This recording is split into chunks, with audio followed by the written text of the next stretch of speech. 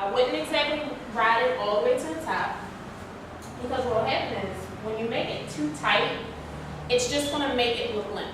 It's not going to have that same full appearance as it would if we just ride it what was straight and left what was already curly. So imagine Shanika's hair is straight from maybe about 2 inches. So I would ride it all the way up, right just a little past where her hair is curly, just so it has that constant curl coil to match from root to end. She's all natural now. And ladies, I encourage you to ask questions as well. Yes, please.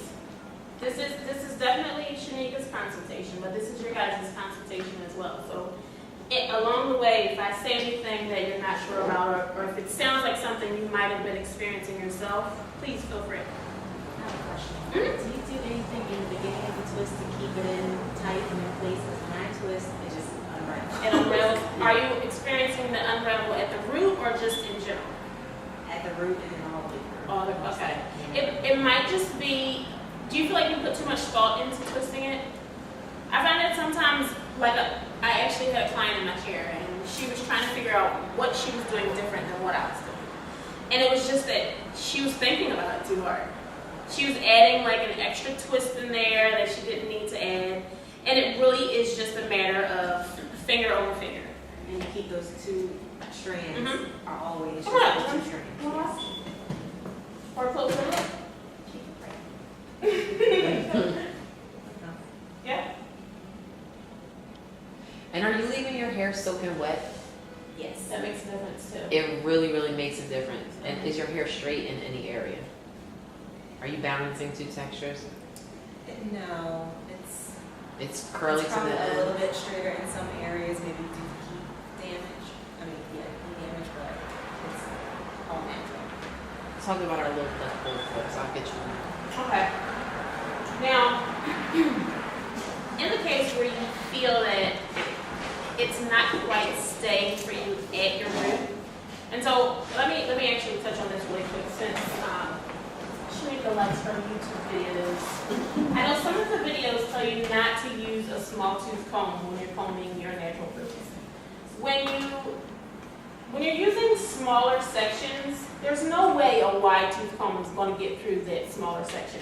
So you have to go in with a smaller tooth comb to not only get through the tangles, but to smooth it out as well.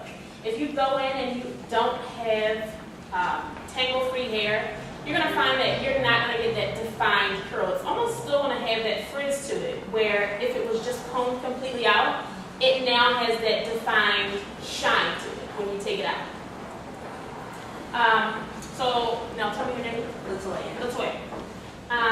What we'll do in cases where people have straighter hair, their natural curl pattern is more so wavy and not really curly, so it's not holding the actual 2-strand twist, we'll actually go in right at the root with just one of these little handy dandy double prong clips, twist it right at the root. I'm going to come over there so you guys can see it in a minute, and just clip it right down at the root. Only at the root, because you still want that 2-strand twist to have that fluff to it when you let it go. If you clip it too far down the twist, you're going to have a clip indentation in your twist. And then, like I said, you're not going to have that same fullness to your 2-strand twist. So I'll do another one on this side so you guys can see. So you're just going to take that twist that you feel might be like working your nerve, not quite staying. You just want to twist it in the same direction that you actually did the 2-strand twist. Grab a little clip, flip it down right at the root. That way, as you can see, the twist just swells right back up. So in your root, when you dry, you're going to have that set in your actual root, as opposed to having maybe that looser curl pattern that you're experiencing. Are you experiencing that it's completely coming out, or it's just not as smooth as you think it could be?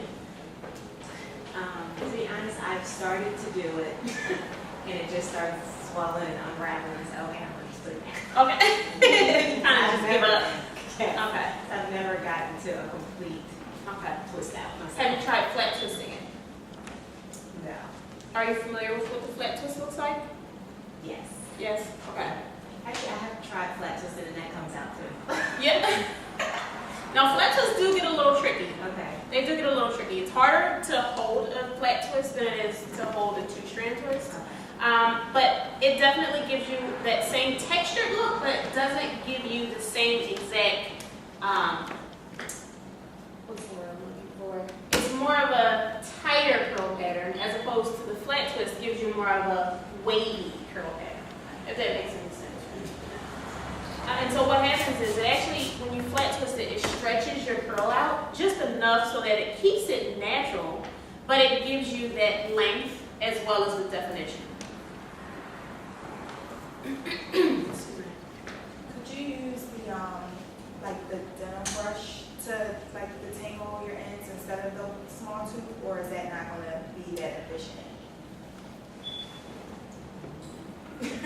I mean, personally, I find it easier to use a comb because you can see exactly what you're combing with the denim brush. Because it's so wide with small teeth, it's almost like you're grabbing more hair than you really want to grab. You know what I mean? It's more concentrated when you actually just make a small section and go right in with a smaller tooth comb. And again, that's more so if you're doing an individual two-strand twist, where you would need, you know, to really get in and get those smaller pieces. But I definitely advise a wide tooth comb if you're not doing the individual twists.